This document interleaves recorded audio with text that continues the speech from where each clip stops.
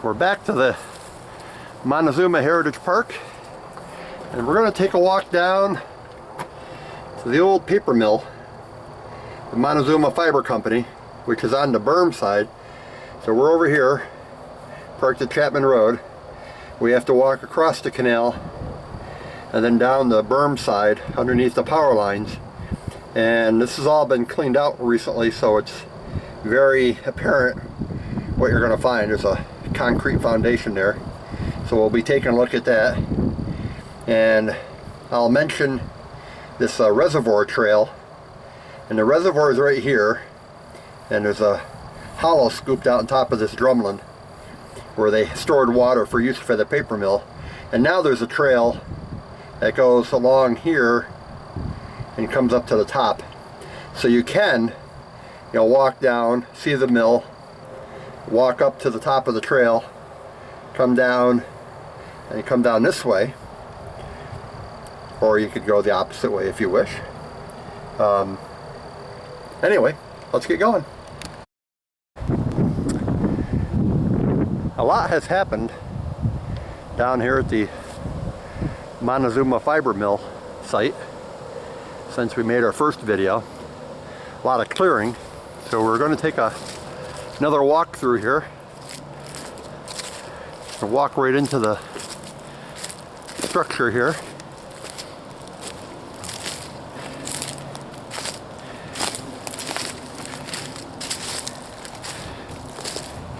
The crews have been in here doing a lot of good work, and really opened up the site. You can see we got these, looks like to be piers at floor level here, cutouts for either doors or windows.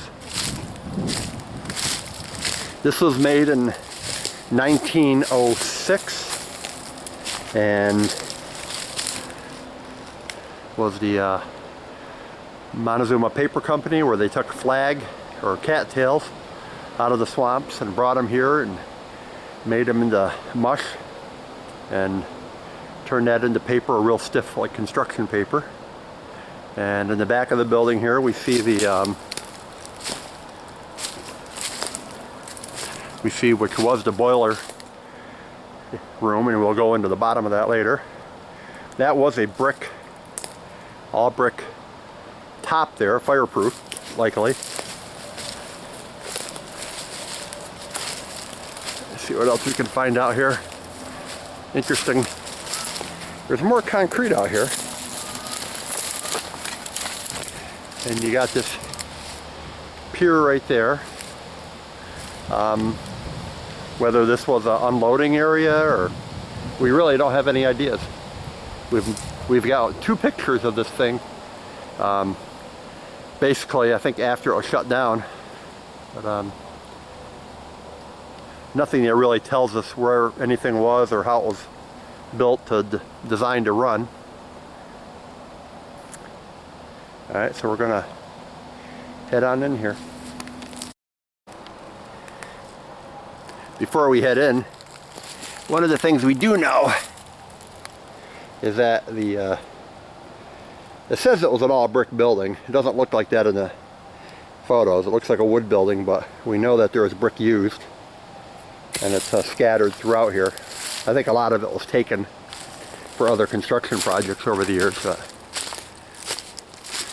there are scattered pieces here to tell us that the newspaper description is somewhat true.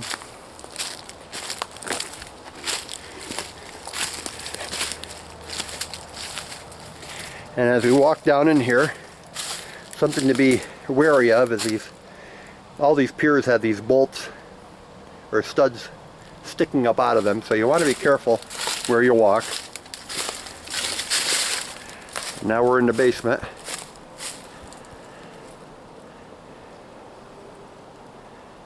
Oops, get out of the sun here.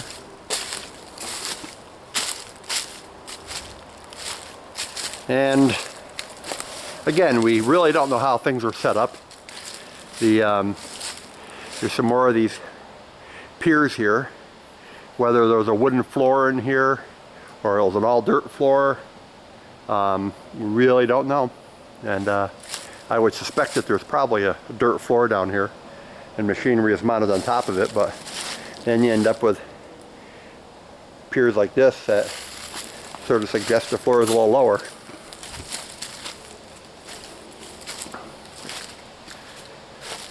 We walk through this doorway. This is the boiler room. And likely that this large blob of stone here, or concrete, is the is where the boiler sat up top, because that would have to take a lot of weight.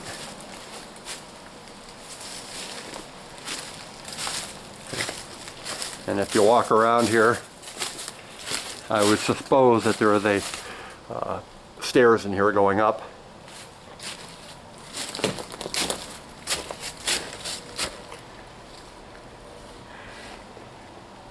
And you can tell by looking at the concrete, they just used the native bank run gravel, which was pretty much the practice back then. They didn't use the crushed stone aggregates we use nowadays. You know, it was whatever was nearest and handy. So here you see a lot of fill, a lot of stones, round stones thrown in there for fill.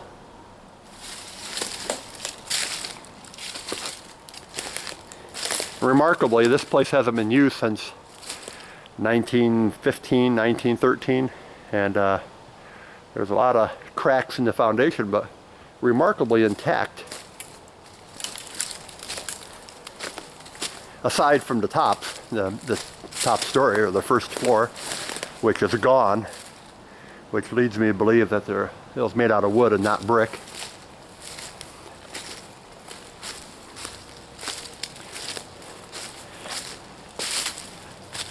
And you can see the pores in here. I mean, a mason today would not be proud of this at all. You can see where the pores start and stop, and you know, different consistencies of cement were poured in here. And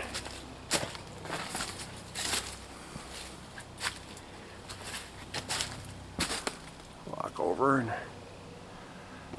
so I'm gonna turn off here for a second, head on up top. We've made our way up top. So here's where we just were. And there's only 2 of these plants that we know about. They took cattails and made them into fiber for paper.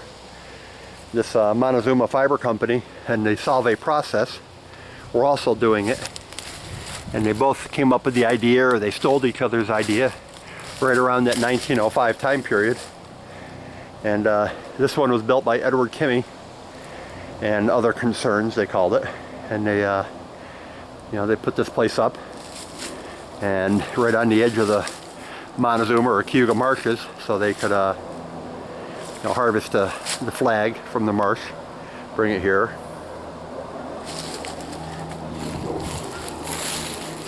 But we don't know much about the process. We have a description in the paper telling us sort of how everything was done, but you know, we don't have a layout of the plant. I've written to ESF, the paper school, and asked them for help, and I haven't gotten any replies yet from anybody. Not holding my breath, I guess. There's the, you can see the stud sticking out for the boiler here. That's the boiler room.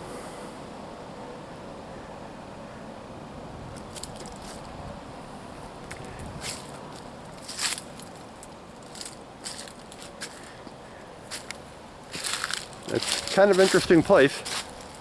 Sort of come in and carefully walk around.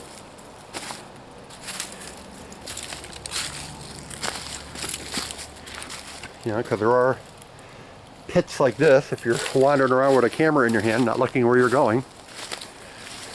And you got these 2 big cement things here, and let's go up above and look at them. So I'm here up above now, looking at those 2 large concrete blocks, and they are silos, I think.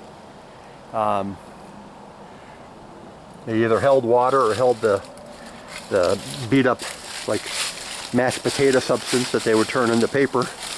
There's two of them here. There's this interesting wall here with a V in the bottom.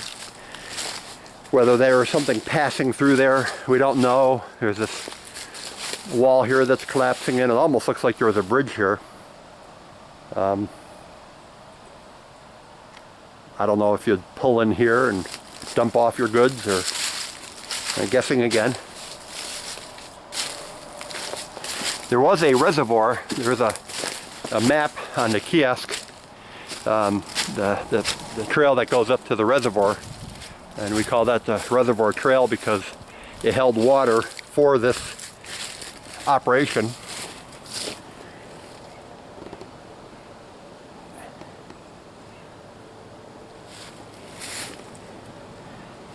And what they would do is pump water up there and then use that as head pressure to probably washing or whatever else they had to do down here.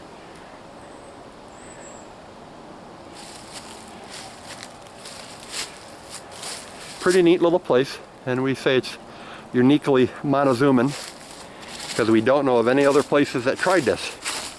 And it didn't last long. Didn't last more than 5 years before they found out that the swamps would burn and all their raw product would go up in flames, and they wouldn't have anything to process. But it's here, and here's the top of that hill there. That knob is the reservoir. But it's here. It's Montezuman. It's neat.